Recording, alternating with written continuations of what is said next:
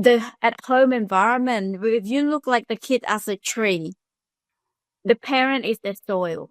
Are you creating a healthy soil for your kids to thrive, to grow, right? So if your soil is full of weeds, how could you let the kids thrive in that environment? You need to create to be that space for them to thrive. And this is why I'm so passionate about parenting, because I've been there. Like my son didn't go as bad, but he gone through a lot of, at one day he told me he want to run away. Even this I didn't see, but it was close. It was close enough that he was not happy. And for me to see how happy, how confident he is now, that's why I want to share it with the world. It's not that hard, but you would think it's hard if you don't want to change yourself, but when you really change yourself, it's actually for the whole family. It's really worth it. And knowing that we as parents, we know how much we love our kids, we actually can heal. We can actually heal the whole family. We can do it for the kids. Yeah, probably harder to do it for others, but for our kids, we can do anything. And I feel that yes, it's hard, but the whole family is growing at the same time. So I think it's all worth it, to have the kids talk. Like for me now, I really respect them. Like if I'm not in a good mood, I tell them in a upfront, like I'm not in a good mood. Please don't come and stay next to me. Even though I say something mean, it's not you, it's me. I always own up because really for us as an adult, we have to responsible for our emotions. How could you be responsible, like be a role model if you don't own up? Like you scream at them and you was like, oh, it's because of you doing this or else I wouldn't scream at you. No, yes, the kids can make mistakes, but we as a good role model, I shouldn't talk to you that way. It's my bad. We need to own. And that's where a lot of parents think that if you always show that you're always right, the kids respect you. No, when you own up for your mistake, the kids respect you more because they know deep down, they know what is right, what is wrong. And you try to make them feel bad just because you cover for your own mistake. Absolutely. Yeah. So, Yeah. this is what is for the parents out there, what is the red flags besides seeing the cuts on the kids' hand and the kids not, they're not as happy as they used to be? Is there any other red flags for parents to pay attention to? Yeah. Emotional shutdown, it's one of the biggest ones. And when they stop doing things they used to enjoy doing, and when they go to dark places with everything, they overreact with when something happens, and they put everything on them. A super red flag is if they start giving away things that they treasure, piece of clothing or a toy or something, and they start to give away things like that. They have already made a decision to end their lives. Um, when if you see them like they are sad, sad, sad, and then all of a sudden they become super joyful, just one day super joyful, and they start hugging you and telling you how much they appreciate you, and that they keep on saying like I love you, and if they ask super deep existential questions, depending on the age, their age, if they're smaller kids, and then they start to ask about death and life and what happens after we die, and how does paradise look like, and is this when I learned all these things, and I was remembering since Alex was really young, he would tell me things like, I can't wait to go to heaven and meet Jesus. Because he was saying it in such a joyful way. It was a red flag for me, but I didn't dig deep, and I should have. I should dig deeper when he said that. I just told him like that, like, everybody has their own time, and you're gonna meet him when you're gonna meet him, and that's not up to us to decide. And I lectured instead of, what makes you say that? And Yeah. I guess he was feeling that way since he was 5 years old when he said that. Yeah. And so they become super joyful, and then they start to act super positively from one day to the next one. Many times they are saying goodbye to you when they do that. It's like they made the decision. The decision gives them peace. Like, I don't really know what I'm going to do. Solution. Yeah, and they don't really want to die. It's not the purpose. The purpose is to end the pain. Yeah. So it's not the perspective of dying what makes them happy. It's the perspective of, I'm going to stop hurting. This is going to be over, and I'm going to be okay. I'm going to have peace. Or they feel they want to have peace if they end their lives. So these are things that, yeah, we have to be very aware of and look for help immediately when that happens, and acknowledge what they, what they feel. If they're not upfront with us that that's, that's what's going on, that they want to end their lives, things like that, we still need to look for the help of a professional and to watch them very closely. Even if we are working, this is our kids' life. So, just, ask for, some days off at work. Use off your vacation days. It doesn't matter if they fire you. It doesn't matter, because this is our kids' life, what we're talking about. And it just that shift in us, tell them we care. Yeah. Like, I see you. I see what you're saying. I see what you are doing, and I'm not letting you do it. Yeah. When we do all these things, and yeah, that's what happened with my son. And then he, just by me asking him, and he told me that he was feeling like that before. And so we went to talk to his therapist, and we also had a psychiatrist that was really, really good. I struggle also to find a good psychiatrist, but I found a really, really good one. And because he had ADHD, we tried to medicate him and things like that. The medication never worked for him. It doesn't do anything for him. It just changes who he is. His character, he becomes angry. He becomes like really cold, like almost like if it was, like kind of psychopathic reactions. We are watching the movie, and he would normally cry if a puppy dies in the movie because it's sad. And then after, when he started taking those medications, it was like nothing. My mother-in-law had a surgery. We went to see her at the hospital, and normally he would go, "Oh, Mimi, I'm glad you're okay. I'm glad you feel better," things like that, and would hug her and, cut a flower outside and bringing the flower to her. That's who he is. Who he was back then. And that day he was just, "Hey, Mimi," he just went to chair and start playing with what he got a toy or something in his hands. And so I was learning all these things about my kid, and like I said, the psychiatrist was really good. He was hearing me, and he was hearing my son. Like, medications are not for him. They don't really work, and they just change the chemicals in his brain, and he becomes like a totally different person. So yeah, we told the psychiatrist and the therapist about this. I was always reluctant to take my kid to these hospitals because I was there. I knew how it worked, and I knew that many times it didn't work at all. And but still, I was panicking. I was really afraid. I was facing like reality. This is what's going on.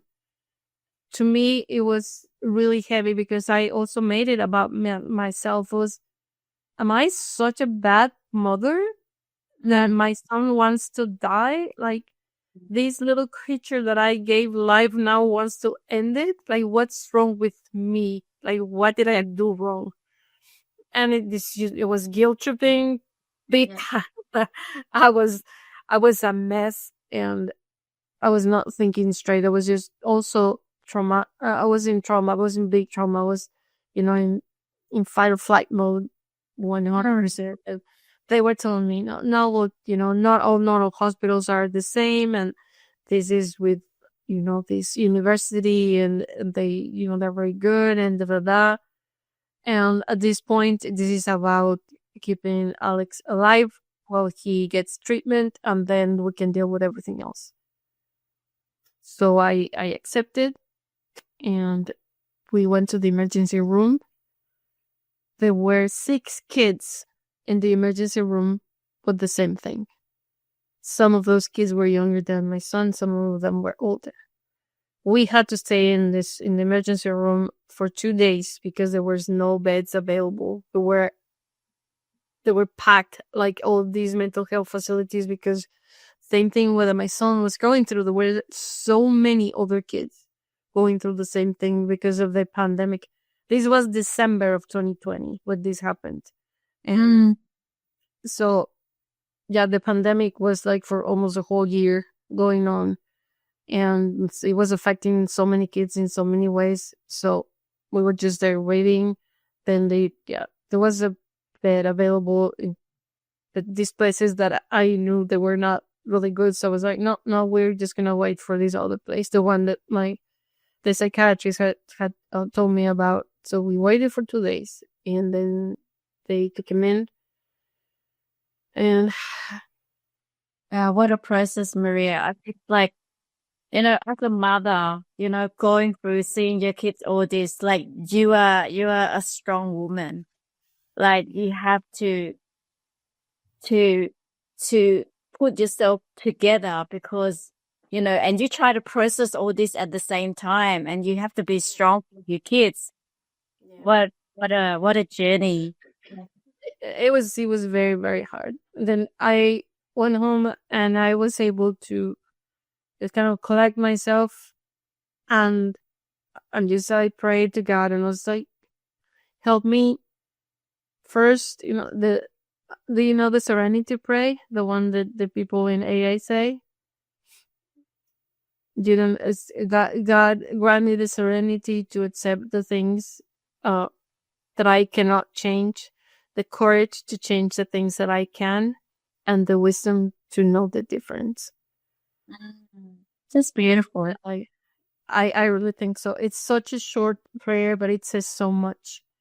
And I was praying that I felt so like helpless and alone because I was looking for help for myself as a mother, not like a therapist or anything like that. Because I had been in therapy before, and I know how it works and all that, but I felt this was beyond that, and I was looking like for maybe a group, support group or something, and on internet, and I couldn't find anything. And then I was like, we need this. Like, this is so hard to navigate alone. This is not something you can share with just anybody because people are very judgy, and I don't want to affect my kid more than he already is. And then at school, also they handle this thing like horribly in so many ways. Like, and I felt that I think that's the feeling that I remember the most. I felt very alone. That my husband he's a lovely guy, but he's not very emotionally intelligent, and he felt worse than me. And I think he was feeling bad because he couldn't help me. Yeah. There was nothing he could do either, and he kind of just let me exist in my own little pain bubble. Yeah, and I did a lot of self-work. What I was doing, I was journaling what I was feeling, and I was thinking, what can I do? Like, okay, so right now I have to trust the process. At this hospital, they would tell me many moms have the same worries as you do, but we know what we're doing. We have been doing this for too long, and with many kids, and believe me, we're gonna help your kid, and you guys are gonna be okay, and blah blah blah. They were trying to reassure me, and I was like, I guess right now I have to just trust the process, like they say. And then when my son was there, we went to visit him. We were talking to him every day over the phone, but we went to visit him like 3 days after he was in there. And when I saw him, he was mad. He was very upset. His face had changed. Like, I didn't recognize the kid that I saw right in front of me. And he was he was telling me things that I did wrong, and why things happened, and that I shouldn't have put him there, but now that he was there, he was gonna stay and he was just going to get over it, and that but he was very mad. And I think it was because of the medications, because they were medicating him there, even though I told them, you can talk to Dr. Lee. These things don't work on him. They don't work. They only change his demeanor. Yeah. He was seeing demons in a window. He was hallucinating because of the medications. Mm-hmm. And he was telling me all these things, and he was telling like, I told you like this, we shouldn't have come here, and you didn't listen because you're trying to fix me, and I'm seeing demons. I'm seeing demons because of you. Mm-hmm. And I didn't know how to react because I did not know that kid in front of me. I didn't know that kid that was saying those things to me. And then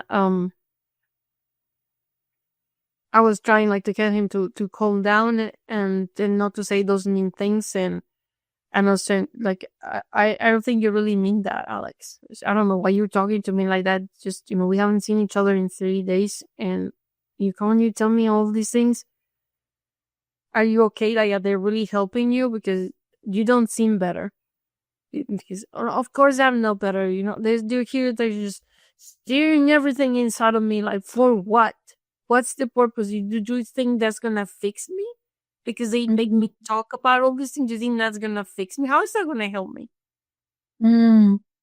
And just, it was brief the time we spent with him. Then he left, and we were talking to the therapist that he was seeing there and the psychiatrist. And I told the psychiatrist, like, those medications don't work on my son. I told you before, and I wanted to stop giving him that. They can't just stop them. They have to like kind of wear them down, little by little. Mm. And I was like, what's going on here? And then I asked him like to go and see him. I went to see where he, the place where he was staying and the facilities and all that. And I noticed these kids, they seem like belligerent and kind of like defiant kind of kids. They look at you and like that.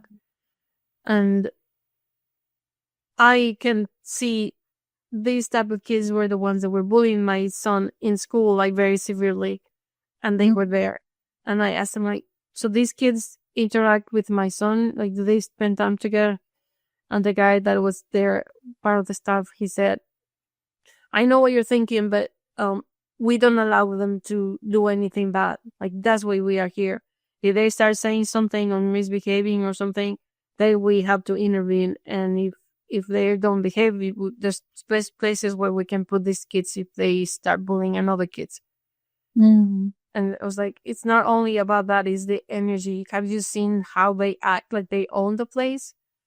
And this, I really believe in energy, how we project, and Alex is a very, very sensitive kid in that way. He feels people's energy. He can read it. And I told him, like, just that energy, just like, I owe you, you're going to do whatever I want you to do. That energy is bad for a kid who has, my son's problems, and they shouldn't be together like this. And I told them my experience also, as a medical interpreter and what I had seen. And we are very careful with those things here and blah, blah, blah. They were restricting the liquids he was drinking. And to me, that was so stupid, because for them to go to the bathroom, the staff has to go and open the door for them to go to the bathroom, and then wait for them and then get them back. I'm guessing they didn't want to do their job because so many times throughout the day. So they were not giving him all the water that he needed. My son has this condition where he sweats, so he needs to be drinking a lot of water. Otherwise he gets headaches and, things that I noticed. And so he stayed there when he left, and he got home. Everything was so exacerbated, and he was all over the place. He was not better at all, like at all. And what the only thing they were considering is if he was still having suicidal thoughts or not. And Alex told me, like, I just told them that I don't have them because that's all they want to hear. They're not really there to help the kids. Like, they would just believe whatever I wanted to tell them. And if they were really professionals, like, they would know that I was lying. I still want to be there anymore because, they were not helping me. And so you still have suicidal thoughts. So that, I do not as bad as before. And just, after that, I was like, everything is failing. These systems are failing. At school, they're failing him. These doctors, they're supposed to be, the experts. They go to school so many years, and they are failing him. And I have to take charge because this is my son. And I have a PhD on being his mom. So I have to take charge and I have to do something. And while he was gone, since I didn't have to actively be doing anything while I was at home, when it comes to his healing, I was reflecting on myself, on what I could do to help him.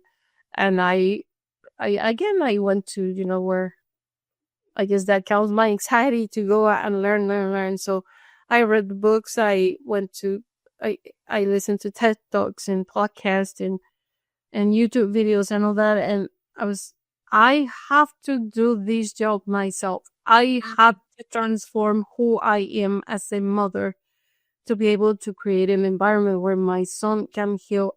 And I have to see him for who he is and not who I want him to be or the kid that I was. He is his own person. I came out with that realization when he was still at the hospital after that meeting. That meeting was awful. It was one of the hardest experiences that I had. Then when he came home, and I was still really afraid of him doing something,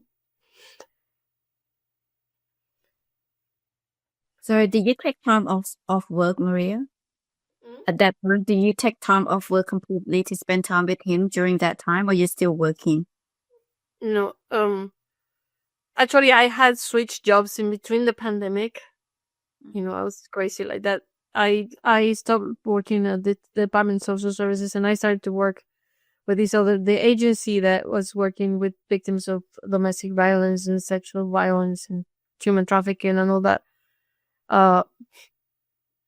Because they had, the hours were better. They were gonna pay me more and it was more flexible. I could work from home.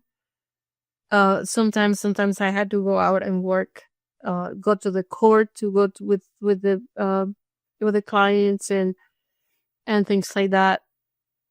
But I was able to work from home several days. But when my son was having this crisis, my boss, she was very kind. She gave me 2 weeks off to be able to be with my son. And that's what I did after he came back from the hospital. And the nights were the worst. I was just standing in front of his room.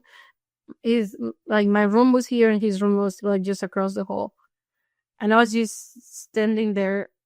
I would check on him several times throughout the night. The feeling like I have to go and see if he's alive. Just touch his face, touch his feet. And the feeling like it's gonna be, if he's cold, that means he's gone. Oh my God, Maria, what a wow. Like as a parent, we rather to go through the pain ourselves to see our kids go through this. It's very, what a journey. Like, you're so strong. That's what I was more afraid of, touching him. And I was there just, I feel like a ghost or something. I was like, see if my son wakes up right now, he's gonna be so scared just me standing here, to the side of his bed.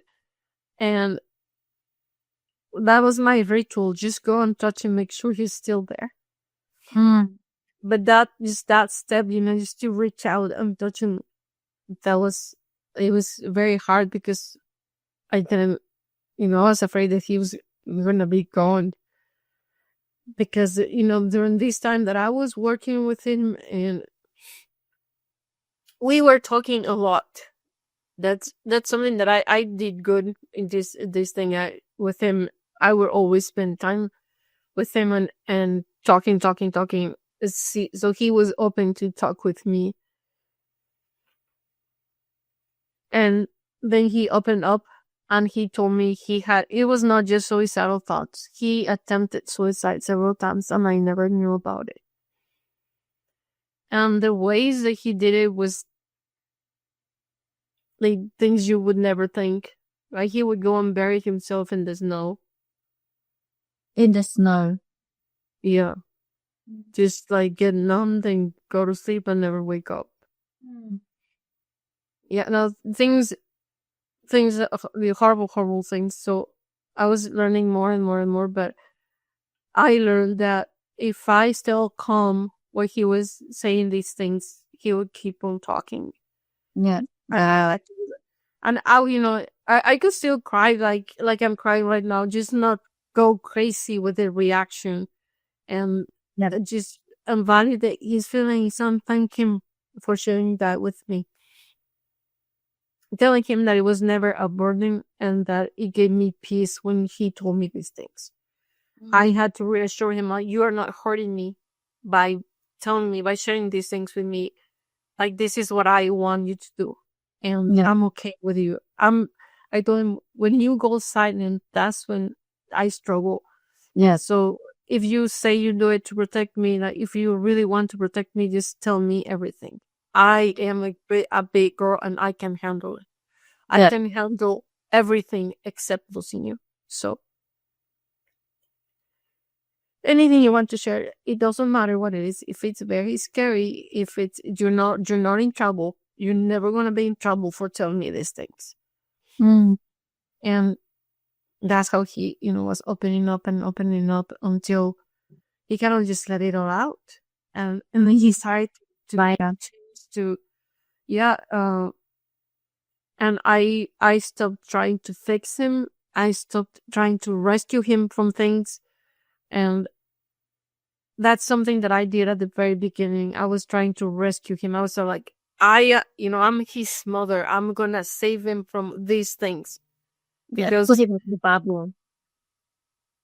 And like, I really could. Like, I can't. This is a very personal journey that he has to go through. This is a journey that I can't. And I have zero control on that. It's his mind. I can control myself and I can control my relationship with him, and that's it. So that's what I was working on being a better listener and my reactions and what I was modeling. That's everything. Yeah, you were sharing before that's so valuable about modeling behaviors that you want to see in your kid, and to be patient with them and to see their struggle, not or the struggle behind the behavior. There's always something behind the behavior, and set clear boundaries. First I was afraid, like I was walking on eggshells. Like, if I say the wrong thing, if I do the wrong thing, he's gonna want to kill himself and it's gonna be all my fault. And that is one of the worst mistakes we can make, because we put them in control when we do that. Yeah. And they know they are not in control. They know they are not equipped to be in control. Their prefrontal lobe is not fully developed. They cannot regulate their emotions. They cannot regulate themselves, their impulse, their critical thinking. It's just not there. It's like fully connected.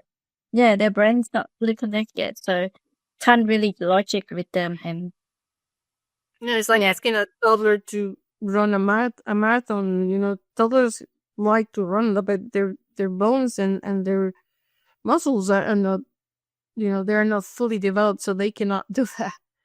Yeah. And then also telling him that, this is happening in your brain, and that's why you need adults in your life. Yeah. And that's why you cannot be in charge of your life right now. Yeah. So I'm here to support you in that way. And I told him also, like, I always pretended that I was this, like, in perfect control of my emotions. I didn't share struggles with him, and that was a mistake also. They Yeah. need to see what a real person looks like. Somebody who struggles, somebody who's is not, collected all the time, and to show my struggles with him, and my flaws, and to share, even to share things that happened to me while I was when I was a kid, that made me feel bad, and that I was less than, or things that I had to overcome, and how that happened. And he felt seen when I did that. And he would comfort me, like, "Oh, mom, I didn't know that. I'm sorry you went through all of that." And he would hug me, and I allowed him to do that.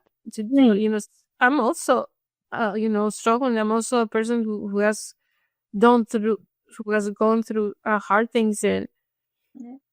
and we were bonding on this thing. We were healing. I told him, "You have no idea how much this has helped me, and I really appreciate that with you, that I have grown so much since you started all this journey, and I'm growing with you every day." So Yeah. Wow. yeah, and I told him, it's because of everything going on right now. I feel like I'm able to be a better mom to you. Yeah. So I'm grateful of the experience in that way, because if this didn't happen, maybe you and I wouldn't feel disconnected, Yeah. that, like, as connected as we feel right now. And I'm really grateful for that. Yeah. And I also teach him, like, resilience, and to see the good, and in the teaching in the struggle. We don't grow when we don't struggle, and Yeah. we see the struggle as the enemy instead of the teacher.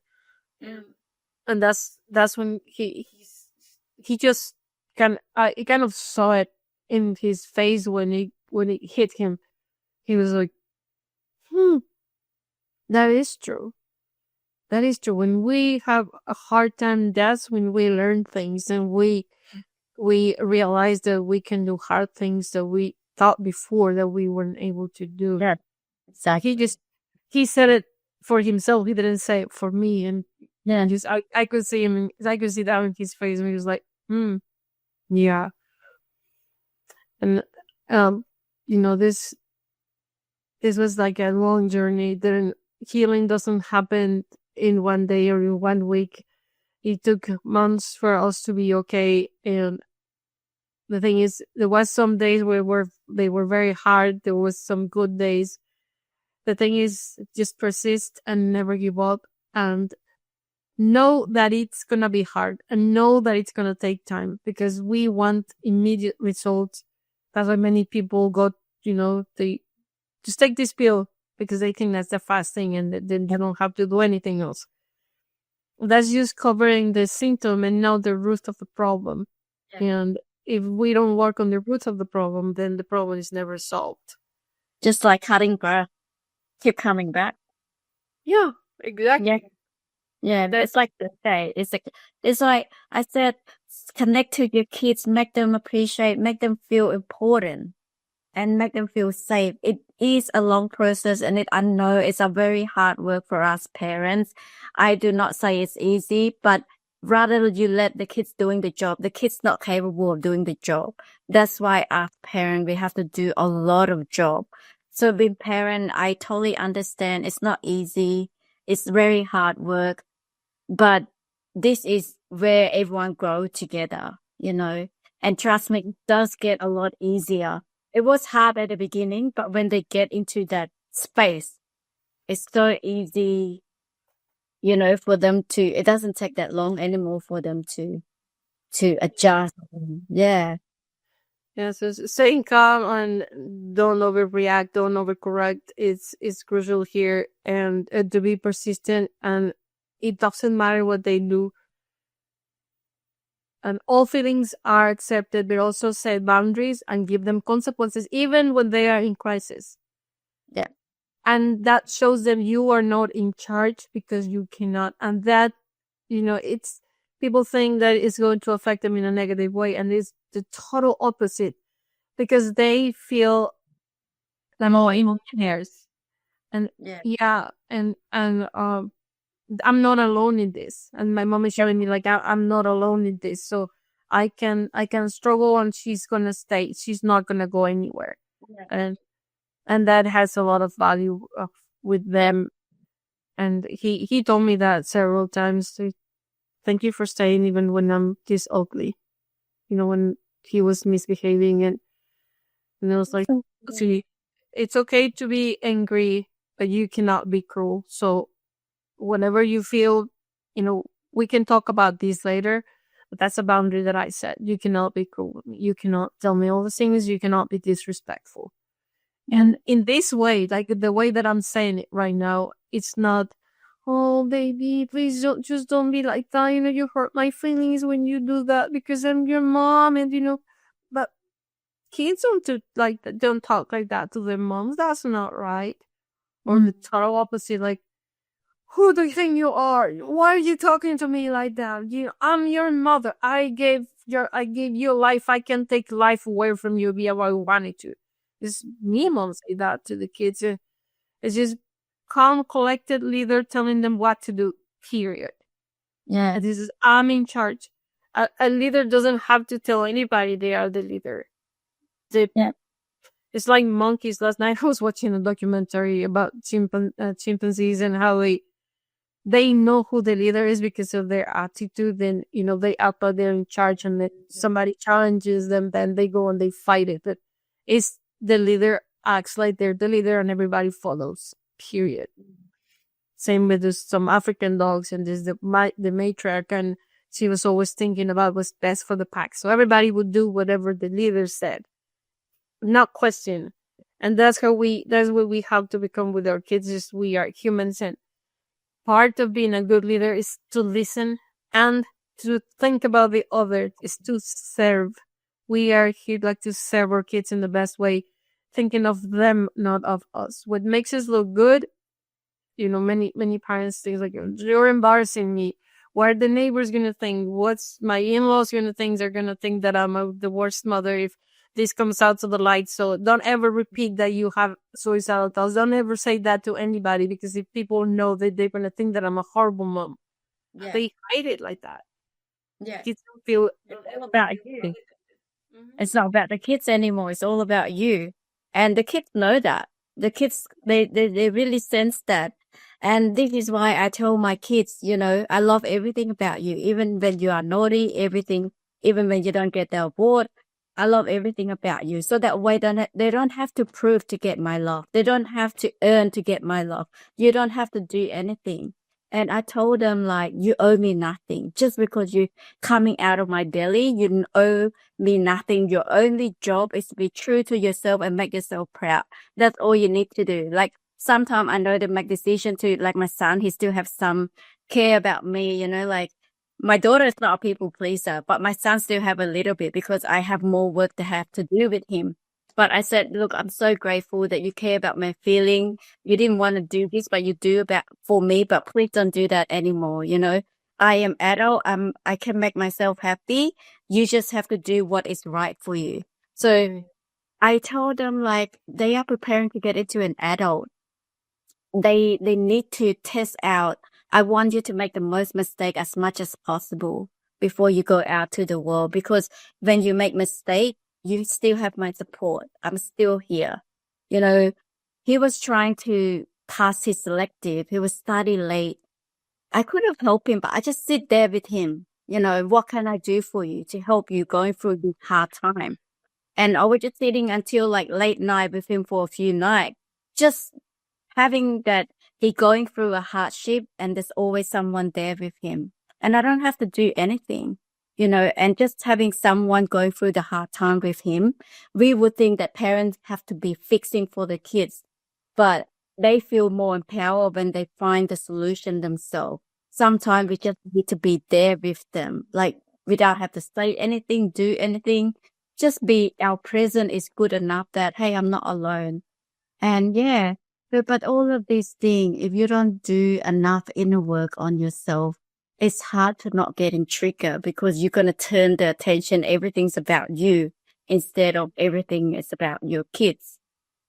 But now, like, even though they see me upset, the fact that I already built a safe and trust environment, there's like, Mommy, did you get your period? Like, when I raised my voice or something, there was like, did I raise our period? And it's so good now. Like, when I have something coming up, I will give them as much as information. Okay, Mommy have this record. This is going to be big. This, like, I let them see the future sceneries so that they can be prepared. They're like, okay, Mommy only have 20 minutes in between. And they said they like it. They like it like that. When I go to the party, this is going to be the situation. Know the whys. You're going to be prepared to entertain yourself. This is the people. They like it like that so they can pack their stuff. They bring their work, what they need to do. So they just do the thing by themselves. Like you tell them all the information and they will come up with the things to entertain them, what is working for them. And they feel empowered. With my daughter, I do give her choices, but one choice is like, do you want to go shower now or in 5 minutes? I know she's always picked the longest hour, but she still make her own decision, but it's within the time frame that I can afford, If she still want to play, you sometimes it's like dinner time, she didn't want to come and eat. I was like, okay, if you tell her dinner time, first time she didn't want to come and eat, hey, let's go check out what's dessert, what's on the table, Just, kids, they forgot all about this intention. You just have to say something else that she like, just to shift her attention. If coming to dinner is not attractive enough for her, you have to be creative, and you can't be creative if you're not calm enough. So I feel like, I was always forced, and I find it's a draining process until you have to believe in yourself that I can handle this. It's going to be fun. It's going to be fun. So everything will just come out in a confident attitude rather than a draining. And, and this is how you role modeling your kids, right? So they can see that, oh, how my mom handles situations. She was never scared of mistakes. So when they make mistake in the future, they think it's very humanist. It's very normal. All they just need to repair. That's all. So every time they make mistake, I stopped blaming them for the last 2 years. I was just like, it's okay. We all make mistake. How are we going to fix this? Or always leave it for them. How are we going to fix this? So they feel confident every time they fix it, they do it. And when they make something, they was like, it's okay, Mommy, I got this, So it's up to my son used to be so scared of spending time with me. And now there was like, Mommy, can we have connection time? Can we have connection time?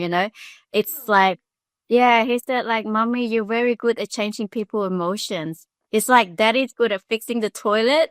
Mommy's good at changing people's emotions. Yeah.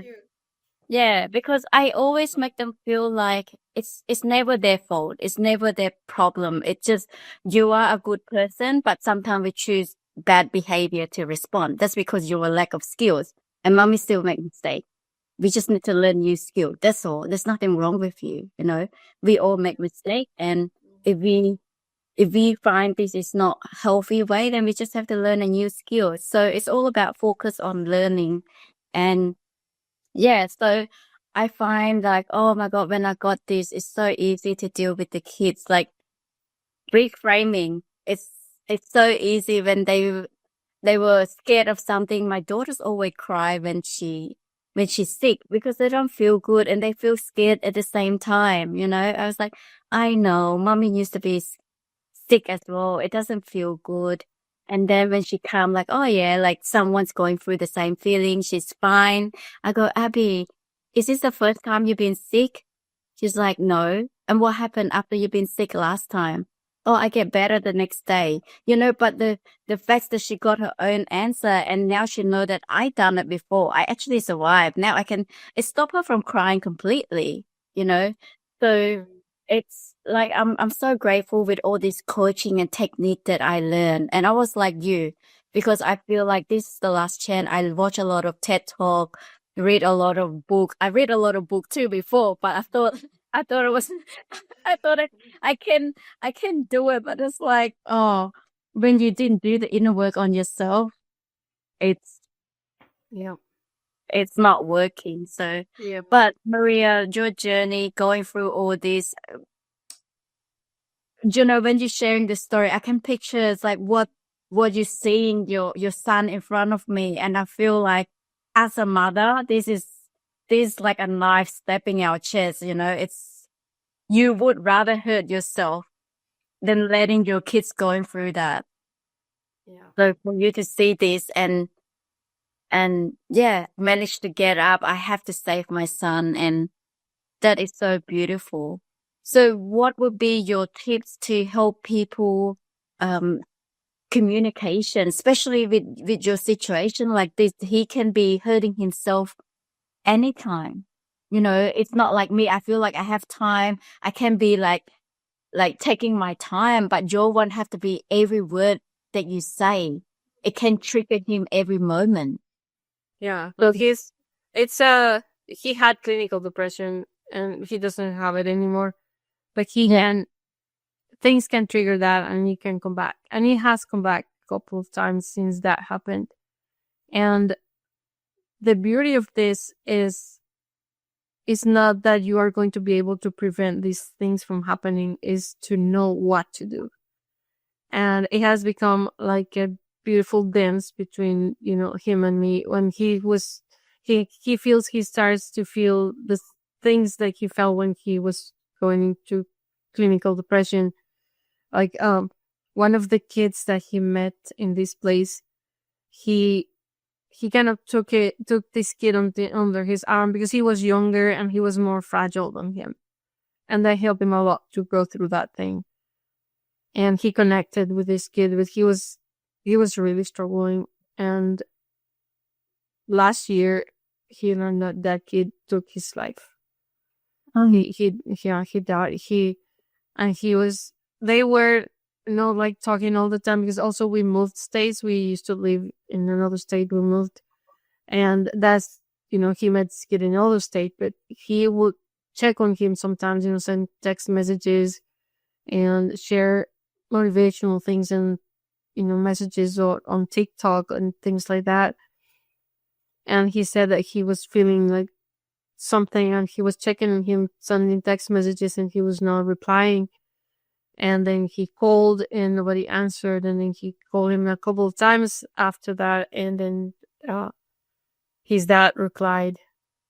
Alex knew his dad. Like they talked about like Alex thinks he's 50 years old or something, because he talks with the parents like he's another adult, and he was sharing these things. So you have to be really careful with him because these things he triggers him, and so when that happens, you can do this to help him. And like he was talking to the dad about these things, and I really appreciate you sharing this.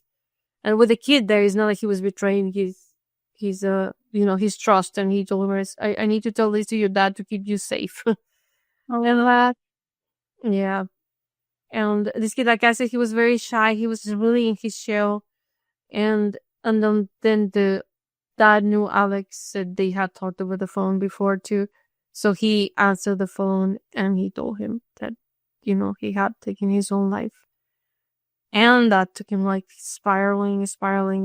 He got depressed, not as bad as before, but he told me, he went and he told me, Mom, I'm not safe right now. And he likes carving. He has a knife where he carves things in wood. And so when he gave me everything he could, where he could use to harm himself, or I'm not safe right now, Mom, Alex, please don't leave me alone. And, well, okay, Sonia, no, bro, when this is going on, the best advice I can give a parent is be a dog. When you feel down and your dog just goes and sits there with you, they don't do anything. They're just present. This strong presence of, I'm here with you. While you are going through this, you are not alone. I'm here with you. Yep. Physical touch is very important if your kid is up to that if they are used to be held in, and you're they're used to you showing physical affection. Now, autistic kids, that I know they don't like to be touched all the time. Some do, some don't. And just the physical touch, just, me holding his hand, me, caressing his hair or touching his shoulder like that, or holding his hand, or just my hand on his knee, and just know I'm here and I'm not going anywhere. I didn't cry. I didn't panic. I didn't call the doctor or the therapist or nothing. We know what to do. It's like a dance, and we just know what to do. And I made him a tea. I noticed I help him. I have cups of St. John's wort. It's that it's an herb that you can take. That helps him and doesn't affect him. I have these homeopathic drops with the rescue, that is called rescue, that helps him like with his mood. And I did that. I give him the tea and and my presence, just be there with him. Yeah. And that was all he needed. And then he took a nap, and I was checking, are you okay? Not in a like, are you okay? Like that way. No, just I trust that you know what to do. I trust that you can go through this. And I'm here if you need me. And I'm going through this. I'm walking to your side. It's not behind you. It's not in front of you. I'm not going to tell you what to do, but I'm here if you need me. And that fear, I don't have that fear that he's gonna, in his life. I honestly think that he's not ever gonna do that. He promised me that he was never gonna do that, but it's not because he promised me. It's because he has found love for himself, and he values himself now. He has helped so many kids that are going through that. He talks them out of, having a gun in their mouth like that. Yeah.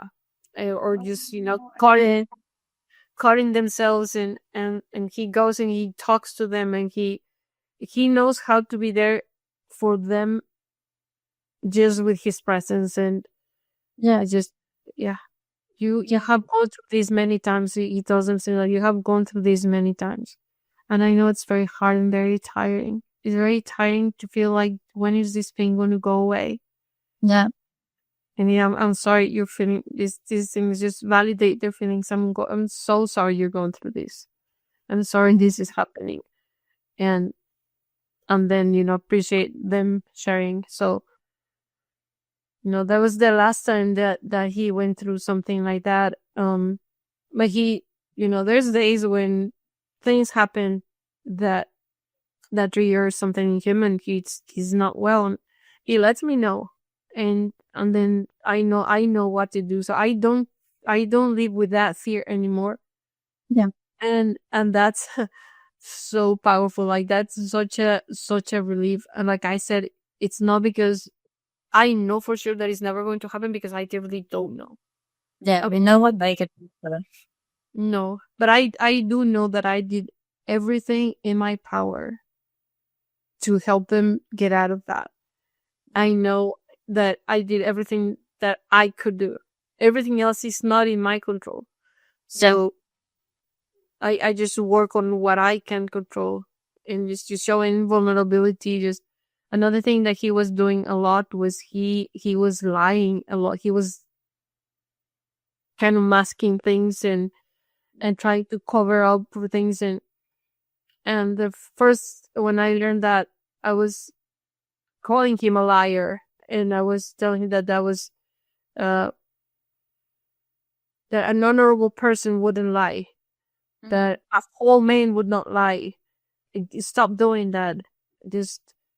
And then I had to reframe that also. Why does he feel the need to lie to me? Yeah. What have I done that he feels he cannot tell the truth? Not saying that. Yeah. And I worked on that. And then I not only worked on that, but I also told him that I asked him, why do you feel like you can't tell me the truth? And because he told me is just, I'm always afraid to disappoint you because the faces you make, because how you just get into this, you don't say you're mad, but then you go like this. He's making this face. I know what you're mad, and I know that I'm being a disappointment to you, and I've done so many bad things that I don't want to disappoint you anymore. So I just rather lie than tell you the truth, or you get too worried, or Yeah. yeah. And we just talked it out, and I told him is don't ever feel like you have to lie to me, and I'm not the girl. If it's something hard, you can still come to me, and I can take it. Yeah. I can take whatever you bring to me. I Yeah. should use my whole life, and you should know that, and please know that. And that has, like, I'm not gonna say that he doesn't ever lie to me, because I think that's or unrealistic when it comes to teenagers. But for kids to lie.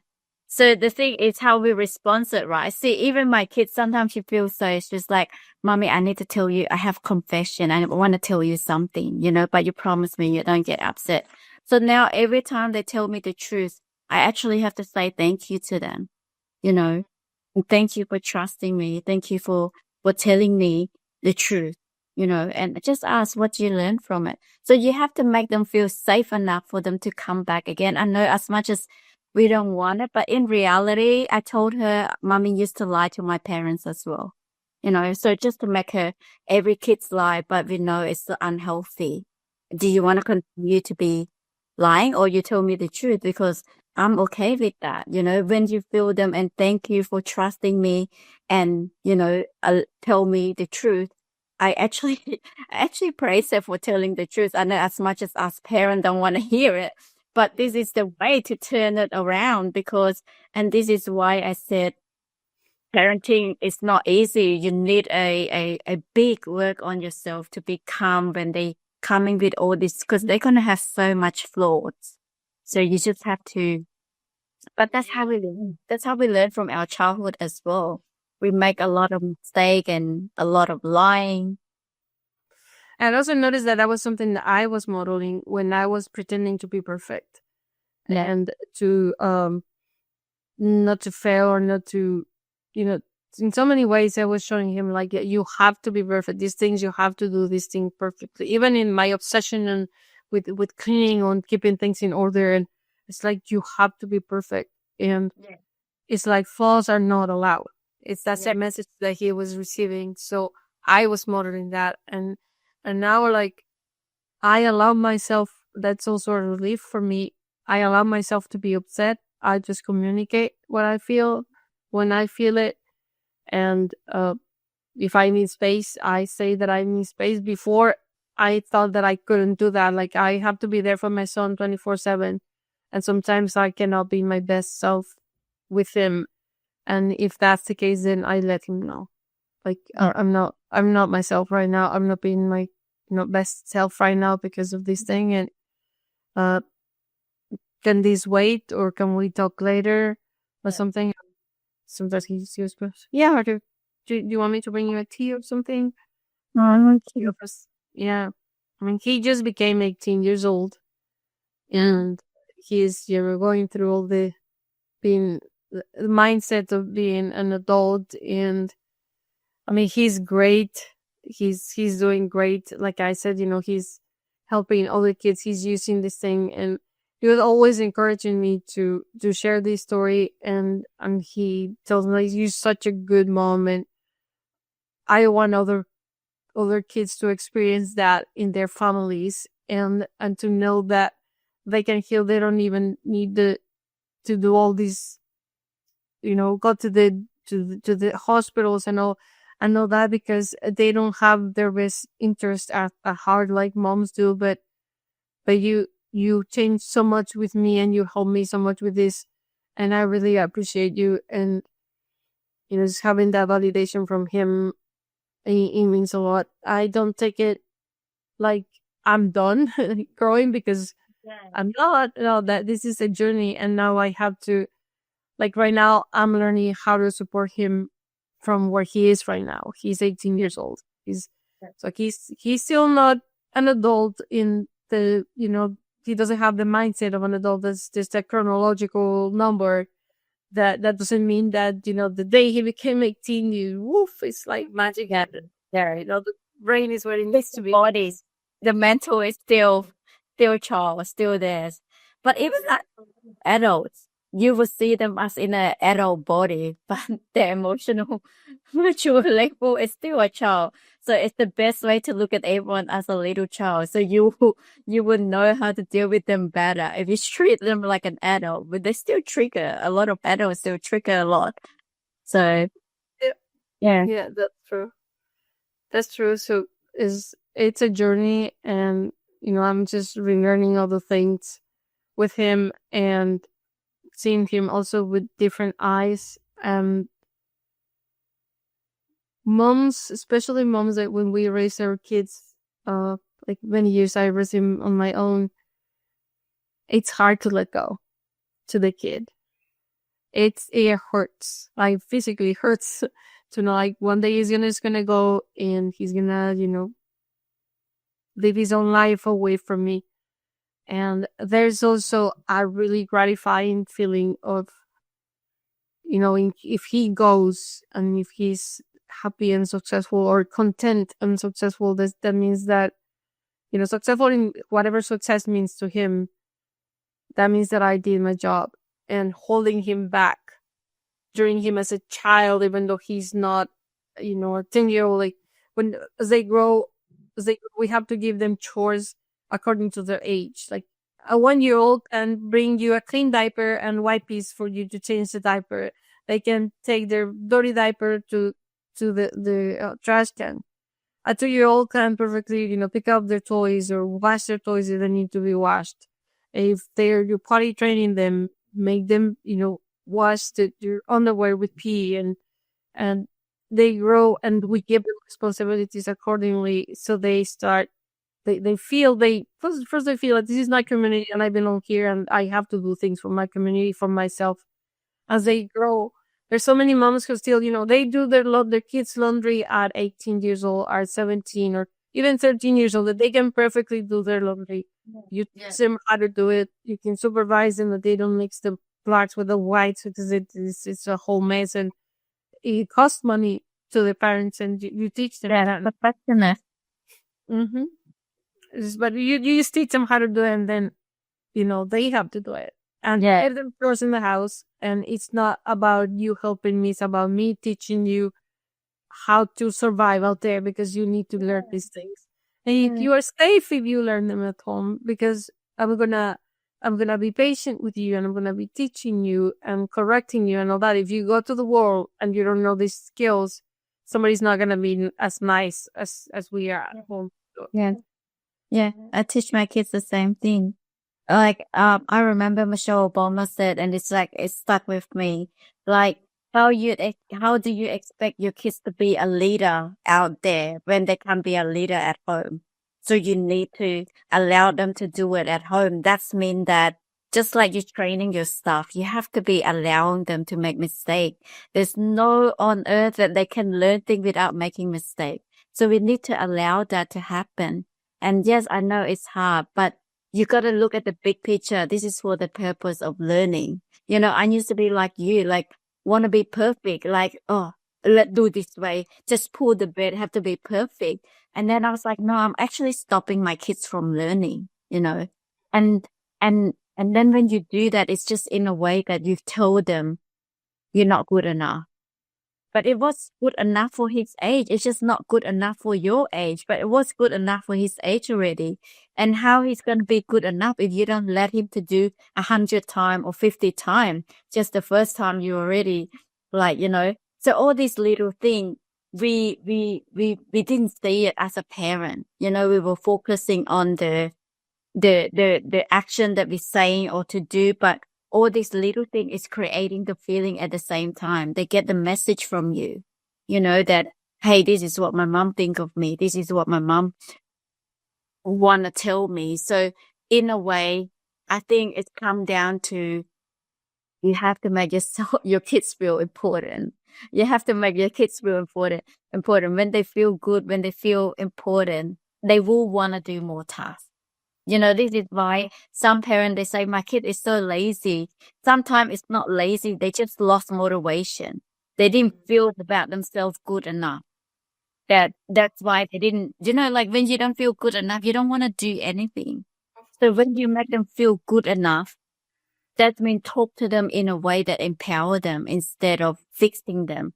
And it's never about you. There was like, sometimes give them a clue and make it as if it's coming out from them, with that guidance, pre-frame it in a way. So yes, it is a lot of technique. Like we have to be calm, we have to be creative, and saying this is not that I'm perfect. I'm trying this way. Okay, this way doesn't work. Okay, maybe I'm trying this way. So there's constantly plan A, plan B, plan C. But I enjoy it now. It was hard. I enjoy it now because it makes me grow at the same time that I know how to handle with my kids. I'm actually a great leader at work because I know how to be treating all other people like my kids as well. If a team member was struggling, what can I do to help you meeting your target? What can I do for you? You have to be there. So in a way, you don't offer help to them, but you say, what can I do for you to finish your work?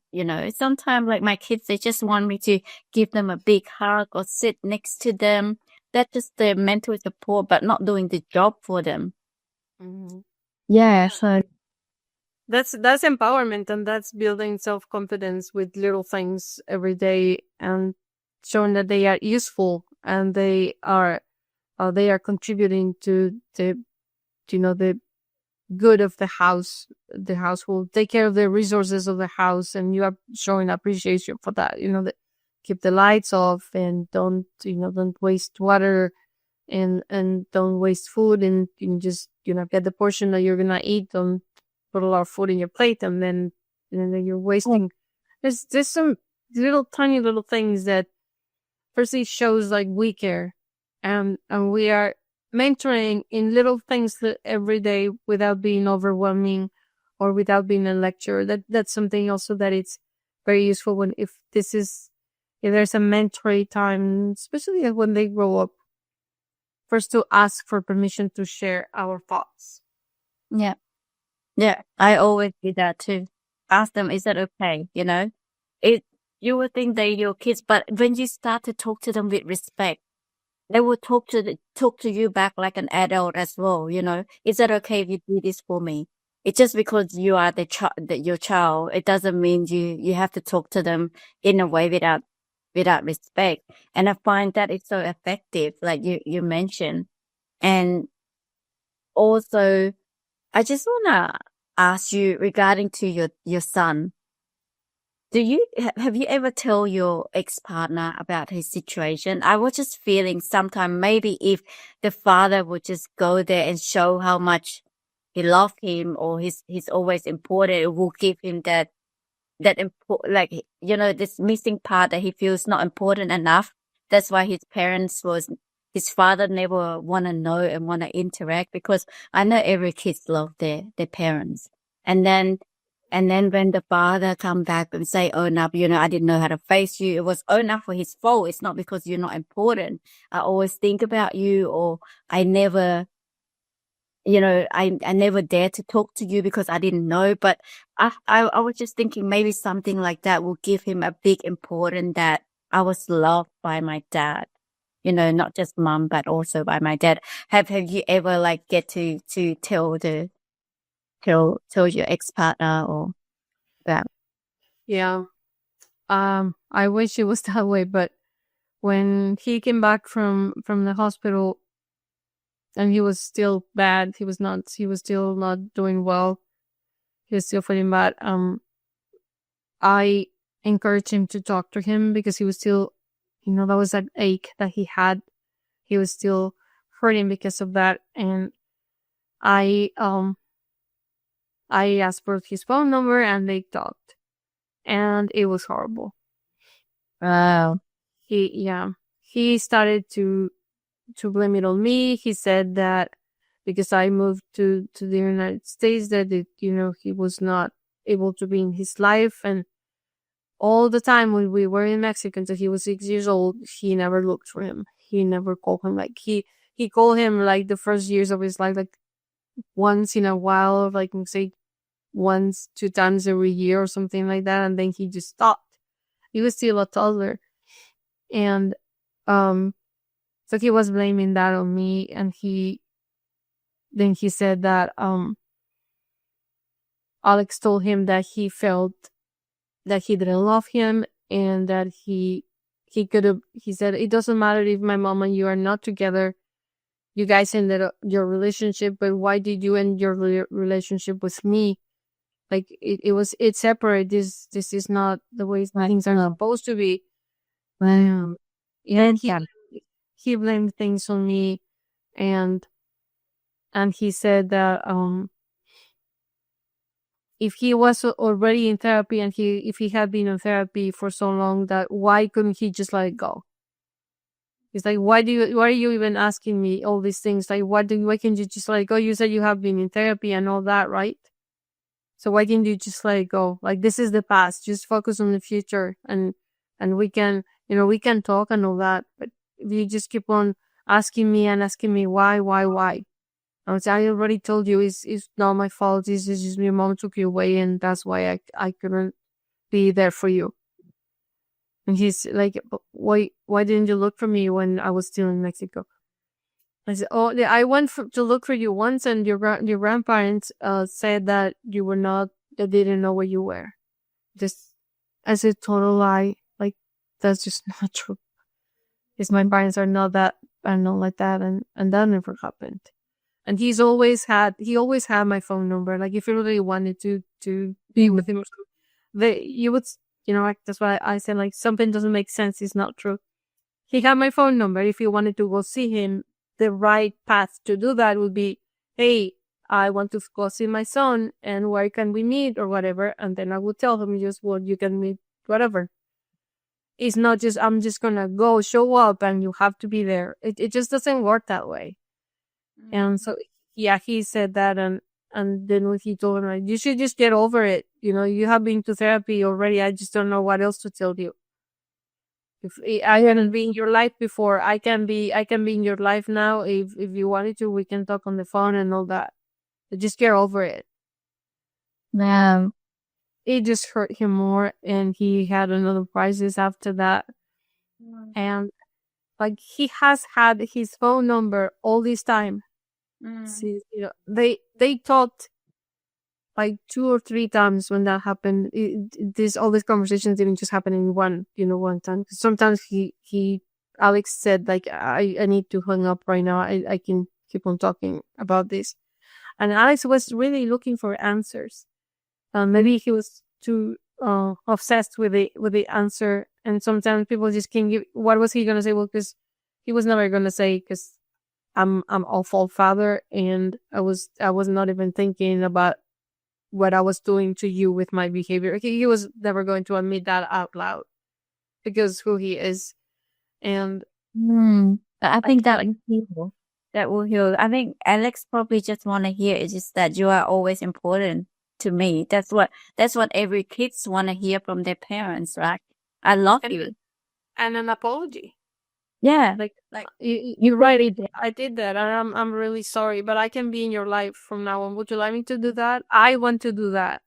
That would have been like so healing for him, but it just didn't happen.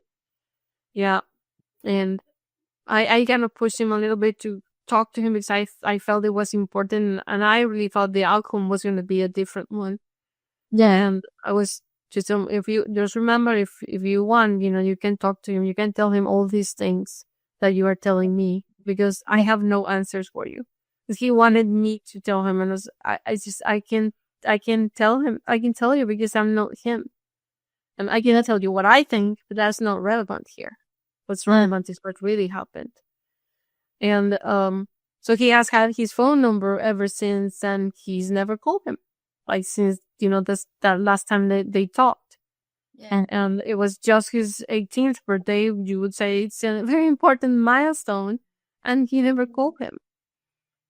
And yeah, so there's just people like that. And, I was there for him, of course, and just don't like his actions don't talk about who you are.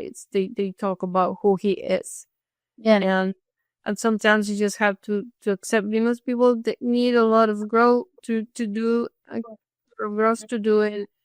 I don't know what's going on with his life, but this talks about who he is and know who you are. And, you know, just that's all I said. I didn't want to, go the whole lecture or anything because he was feeling what he was feeling, and I was showing him. I'm sorry, son, that you're going through this, and he's showing you this. I'm really sorry. And I was just there for him, but he found closure, I think, with that. Because after that, he was really affected. It was really hard on him when that happened. But then he kind of processed what he said, and then after that he got better. And he started like to realize, like, I'm in charge of my feelings, and he doesn't have to affect my life in this way. So, like right now he calls him the sperm donor. That's his own choice of words.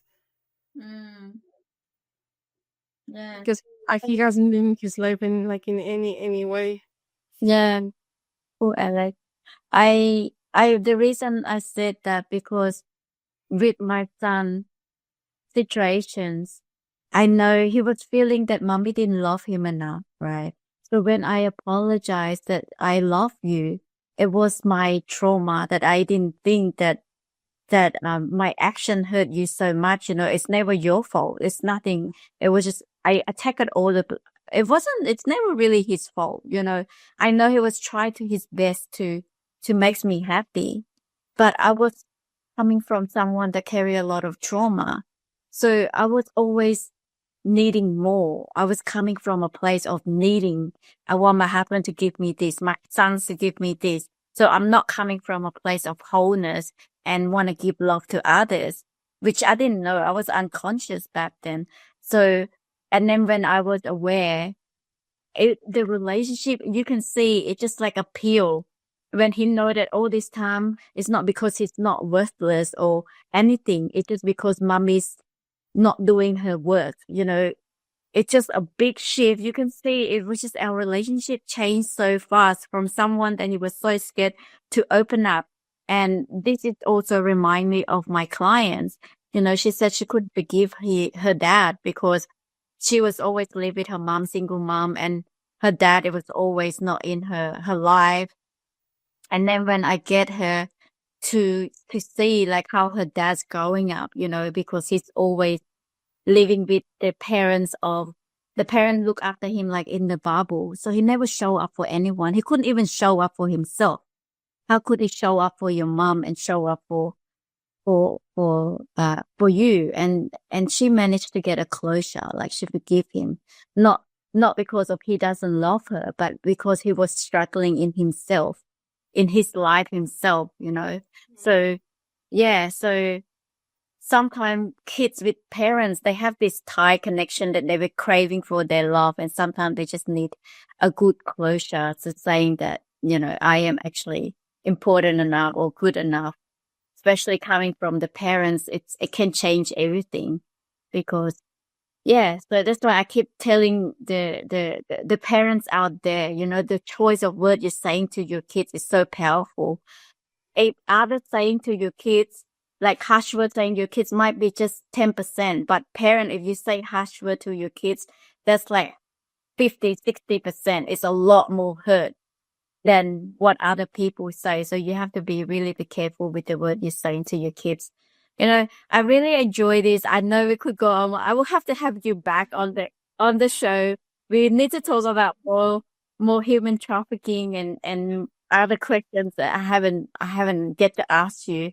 But coming to the conclusions, Maria, I just want to know, I ask this to all my guests as well. If you can leave one piece of advice to our generation or maybe younger generations, what would that be and why? I would say don't confuse love with rescuing. When we when we hurry to rescue our kids, we think that it's out of love, but a leader shows up, confident and grounding and willing to do the inner work that we need to do first. Like we looked into ourselves and what can I do to help my kid, and is to walk with my kid, beside my kid, with confidence, with fortitude, with emotional intelligence, with empathy, and with I'm going to be an intentional father or mother, and that's actually those are the letters of my program, my fierce program, my fierce parenting program, because I really believe that's how we have to walk with our kids. And if we are willing to do that hard work, then that's when we become this a steady anchor, the steady rock that they need to grab on to be able to not only to heal but also to thrive. Because pleasing and rescuing our kids, it's very easy, it's but the next 10 minutes we are going to be, we're gonna make them happy, and we're gonna feel good because we make them happy because we gave them whatever they ask us for. But if we do what we need to do, not what they want us to do, we do the hard work, we do the hard thing, the reward is going to be like, for their entire life. And that is what heals generational trauma. When we do this hard work, the way you are raising your kids right now, your kids are going to be great parents. Yeah. Because they're going to model everything that, they learn from you. And then they're going to feel safe being who they are. They're not going to be people pleasers. They're going to be open about their emotions, but they're going to be respectful about it. And that's the way. And we have the power to do that. So either if you're, thinking of becoming a parent, or if you are a parent, do your inner work and look at yourself first. And if we prepare ourselves to become a parent from that perspective, is not what am I going to do with my child, is what person do I need to become? Like, what parent did my inner child needed to be? Yeah. I'm going to be the parent that my inner child needed to be okay. Yeah. And then I can be that parent. Then I'm not going to be projecting on my child, my own wounds, my own problems, because if we don't do that, then there's just going to be chaos and disconnection. Trust is not something we can demand. It's something that we have to earn through our inner work, and showing that we care and we are there for them without intervening. Just I'm here for you.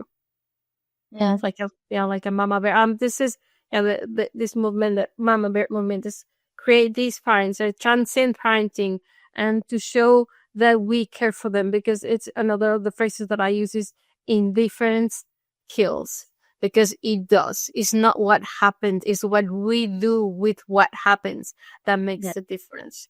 And if we show, and even being too permissive looks a lot like indifference to our kids' eyes, because it's like, you knew I was struggling and you didn't do what you knew you needed to do.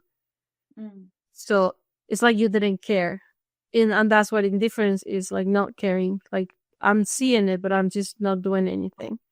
And being permissive and not doing the inner work we need to do, it looks a lot like that to our kids' eyes. So yeah, that's what I would tell them. Just don't confuse love with rescuing.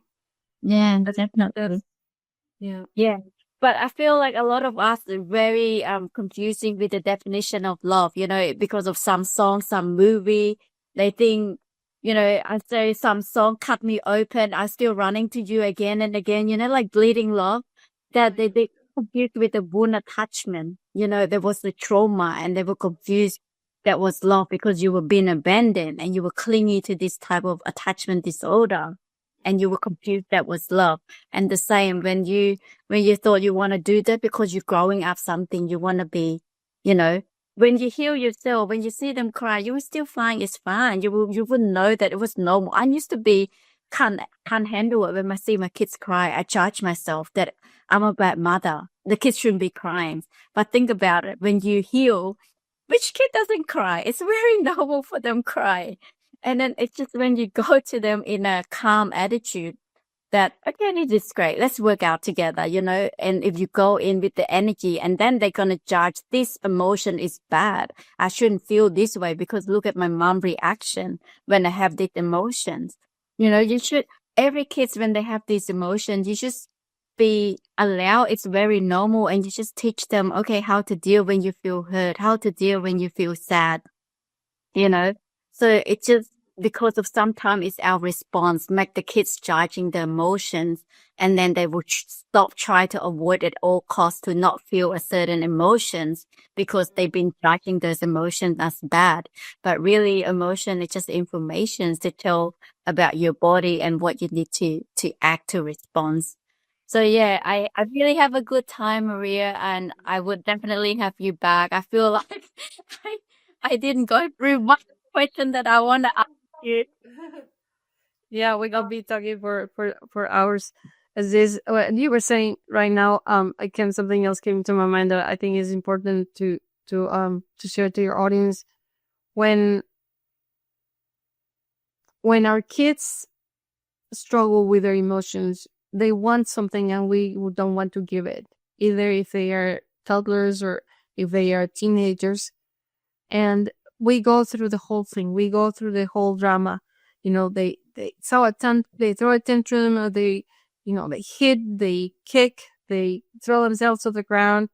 And if let's say we are in a public place or something, and then we cave and we do whatever they ask us to do, we are teaching them. If you kick, scream, cry, embarrass me in front of a bunch of people, I'm gonna get you what you want. Yeah.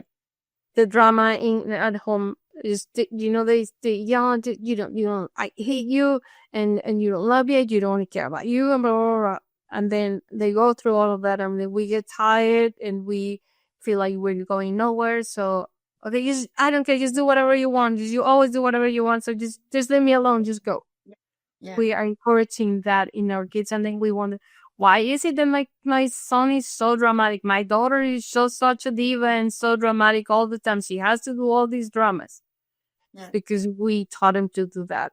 If we just stay around, just calm, collected, I'm sorry, but I love you too much to allow you to do that to yourself. I love you too much to allow you to go to this place where you are going to be at risk, or to allow you to stay at 3 a.m. in that party because bad things happen when people are on the streets at 3 a.m. I love you too much to allow you to do that. You don't care about me. Just my friends are going to be there. So you're all hallucinating. This is not happening. You are still more going, okay? Yeah. And that's the end of it. And then you just walk away or something. They don't need they don't need you to lecture them on what could happen, or they know already. No. So we don't need to explain further, and just being this calm leader.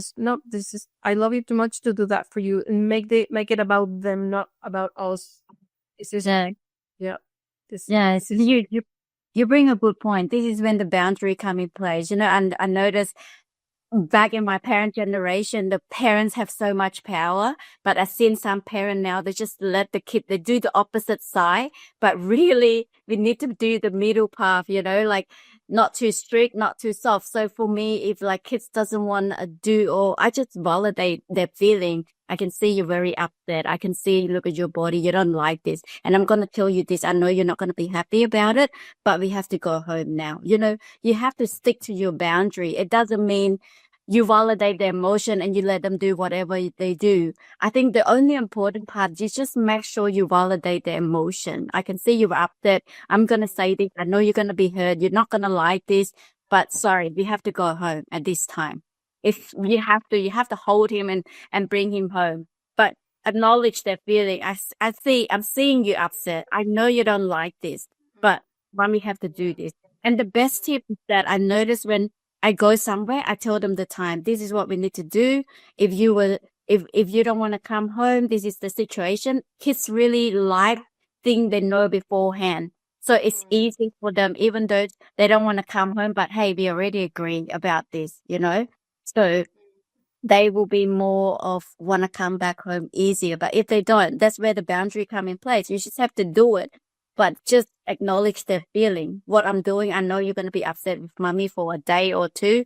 I understand that. You know, I would be upset too if someone stopped me from playing, but mommy have to go to work. This is, we have to do. And mom, it teach you a lesson that, okay, he might be struggling with going home, so we can be prepared beforehand. You know, what happened if you don't want to come back home? Talking about the situation, what do you want to do? But sometime nowadays, I can just shift. Like if he doesn't want to come home, I would just shift to what he really like. You know, hey, you know, I heard Uncle Pat or someone's like interesting. They would just forget about what they are on. Kids, they forget things so quickly. You know, you just shift to something that they really like. Oh, I heard that the soccer ball is on. You're going to watch with daddy. Just ask them that new question. They were just like, oh yeah, I'm going to watch with daddy. And they're going to move on to that topic quickly and totally forgot about. If you keep dragging them and forcing them, it's going to be there forever. It's all about changing the topic to the topic that attract their attention. Then they will move on to another attention. So yeah, but the more I do this, the more you become creative and the more you're enjoying it. So thank you so much, Maria. Thank you for What having me. Yeah, of course. Yeah, just let me know. Like, I really enjoyed our conversation. Like you said, we can just talk about these topics forever because there's so much. So much. Yeah. And then, yeah. Yes. Yeah, validating and just letting them be who they are. It's but with limits and boundaries, and that's why rules are so important because they give them structure and they know what to expect, and they can put it on the rule. Just you know, this was the rule. So you know, I get that you are upset, and you know, I would probably feel the same way as you, but this is what's going to happen, and that just leave it like at that without lectures or nothing. So yeah, well, thank you again. I was already. It's hard for me to stop when I start talking about these things. I'm sorry. So thank you to Alex for me. I'm so proud that he allowed his mum to share his story, and I would love to talk to him one day. It's like, you know, hearing his story, helping other kids, turning his challenges to be a wisdom to help other people is very powerful for him. Just 18. I know like what he been through. It's a lot of big incidents. Like he been through the separation between the father, and then he have to move the country, and then he going through the starting all this school, new adjustment. It's all these big events, and then now he's have to find his identity, like around the 14. Even the normal kids, like, you know, without separation or anything, they still struggle when they become the teen because that's where they find the identity, right? They will compare themselves. Why my friends have this? So there's so many things that have impact him, and he do really, really well. So I'm so proud of him, and thank you so much, Alex. Hopefully one day I get to talk to you and tell how amazing you are. You're doing really well, and keep inspiring, using his story to inspire others. So hopefully I'll have him on podcast one day. I'm gonna tell him see what he thinks. He might be open to it because he's really good at these things. He's like I said, he has been in therapy for so long. He knows all the verbiage, you know that, and he's he like you know, there's bad days of course, but he's doing wonderful. So I'm really proud of him and all that the growth that he has done with this situation.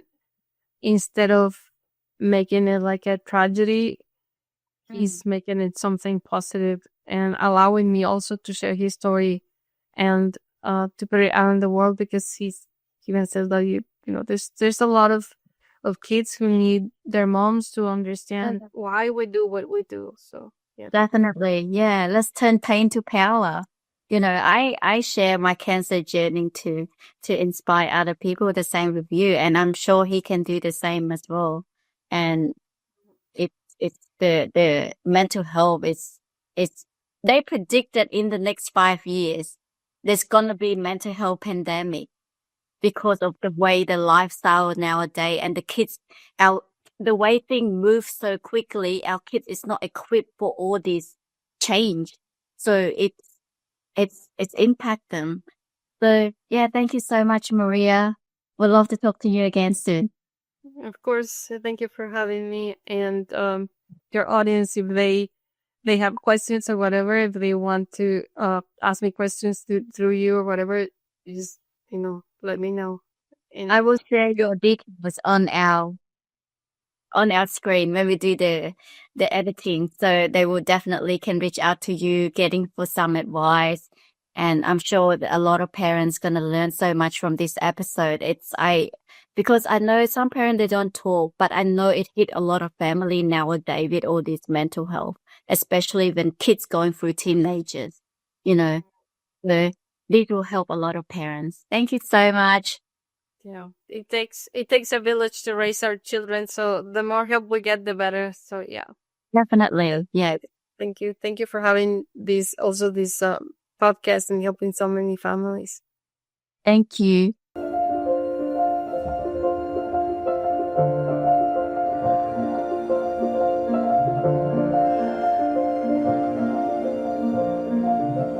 Thanks for watching. Please like, comment, share, subscribe to the Wisdom Inside Out. Stay tuned. Please follow me on this social media platform.